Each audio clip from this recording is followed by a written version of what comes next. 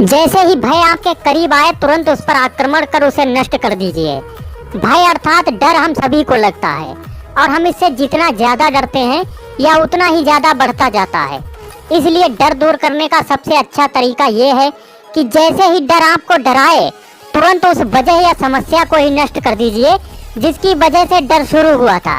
ऐसा करते ही डर भाग जाए। कोई कार्य शुरू करने से पहले खुद से 3 प्रश्न कीजिए।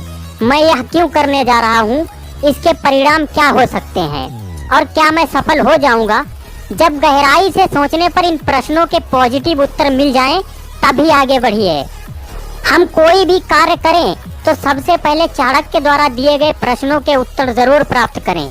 अगर एक भी प्रश्न का उत्तर आपको ऐसा मिले जो पॉजिटिव ना हो तो कार्य बदल दें और वह कार्य चुने जिसके लिए आपको सभी प्रश्नों के सकारात्मक उत्तर मिले।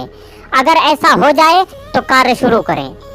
फूलों की सुगंध केवल हवा की दिशा में फैलती है, लेकिन एक इंसान की अच्छाई चारों दिशाओं में फैलती है। दोस्तों, फूल किसको अच्छे नहीं लगते। शायद ही ऐसा कोई होगा जो फूलों की खुशबू को पसंद ना करता हो, लेकिन फूलों की सुगंध केवल हवा की दिशा में ही फैलती है। लेकिन एक अच्छा इंसान और उसके अच्छे काम का टैलेंट चारों दिशाओं में पता चल जाता है। इसलिए एक अच्छे इंसान के दिल की खुशबू हवा की मोहताज नहीं होती। हमें अतीत के बारे में पछतावा नहीं करना चाहिए, ना ही भविष्य के बारे में चिंतित होना चाहिए, क्योंकि विवेकवान व्यक्ति हमेशा प्रेजेंट में ही जीते हैं। जो बीत गया उसके बारे में सोचने से कोई फायदा नहीं मिलने वाला और जो होने वाला है उसके बारे में कुछ भी नहीं कहा जा सकता।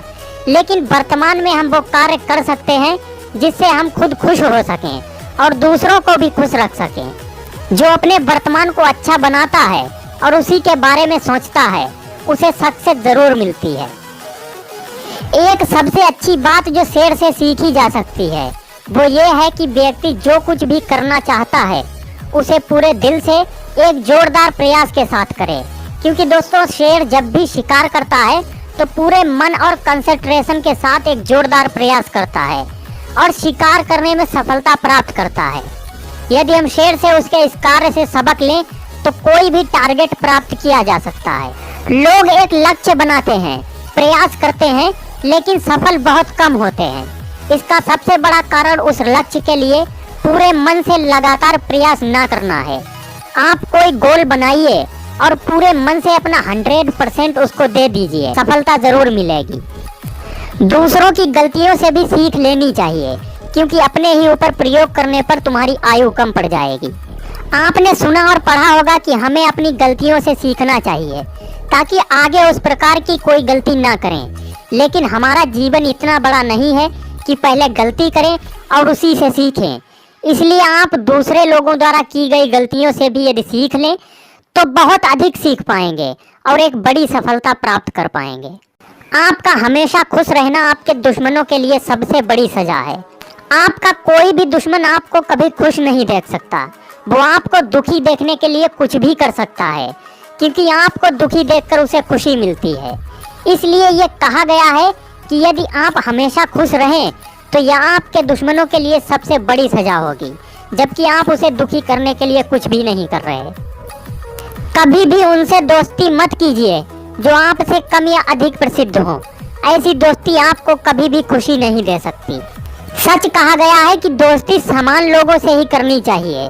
यदि आपका कोई दोस्त आपसे ज्यादा पैसे वाला है तो उसकी सुख सुविधाएं और खर्चे भी आपसे ज्यादा होंगे और आपके उससे कम होंगे, तो मनुष्य का स्वभाव है कि ईर्ष्या आ ही जाती है। तब आप खुश नहीं रह पाएंगे। और यदि वो आपसे कम है तो आपसे ईर्ष्या कर सकता है, तब भी आप उसके साथ खुश नहीं रह सकते। और दोस्तों, ये एक कड़वी सच्चाई है। दोस्तों, जब भाग्य पहले से ही लिखा जा चुका है तो कोशिश करने से क्या होगा। क्या पता भाग्य में यही लिखा हो कि जो कुछ भी मिलेगा वो कोशिश करने से ही मिलेगा। भाग्य क्या है दोस्तों? सीधा सा उत्तर है, सफलता ही भाग्य है। लेकिन सच ये है कि भाग्य खुद नहीं बनता, बल्कि कर्म द्वारा बनाना होता है। यदि आप सोचते हैं कि भाग्य लिखा जा चुका है तो वही होगा जो लिखा है, इसका मतलब कर्म करने से कोई फायदा नहीं। सत्य तो यह है कि कर्म या कोशिश करने से ही भाग्य बनता है, जो फल के रूप में हमारे सामने आता है।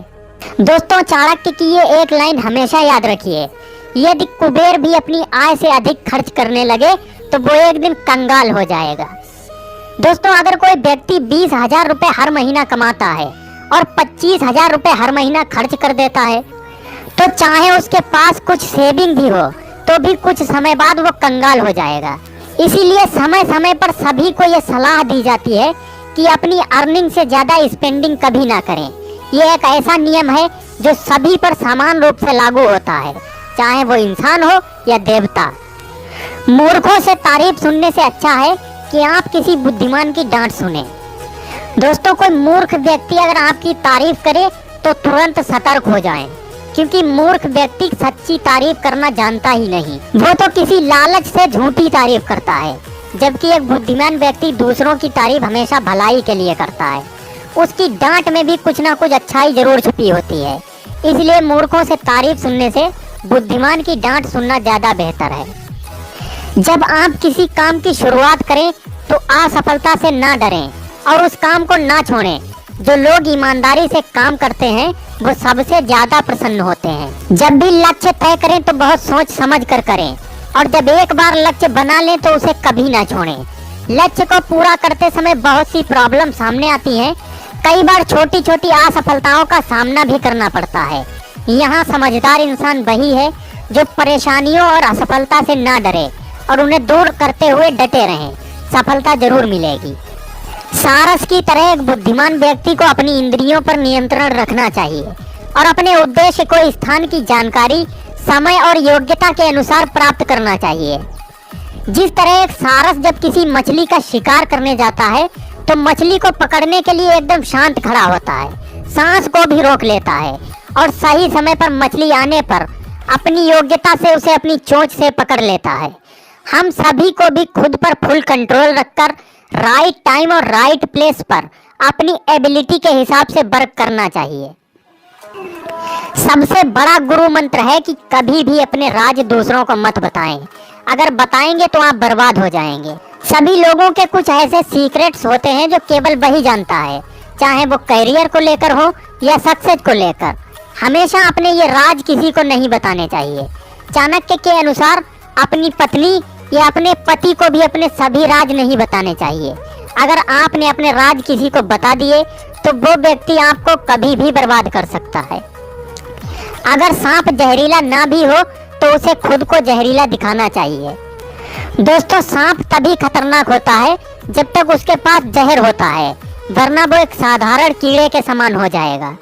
अगर किसी सांप का जहर समाप्त भी हो जाए तो उसे खुद को जहरीला दिखाना चाहिए, अर्थात अपनी कमजोरी को छिपाकर रखना चाहिए। इसलिए किसी भी व्यक्ति को अपनी कमजोरी के बारे में छिपाते हुए एक मजबूत व्यक्ति जैसा व्यवहार करना चाहिए, वरना दुश्मन आपका फायदा उठा लेंगे। तो दोस्तों, ये थे आचार्य चाणक्य के कुछ बेहद अनमोल विचार। इस प्रकार की वीडियो देखने के लिए चैनल को सब्सक्राइब करें।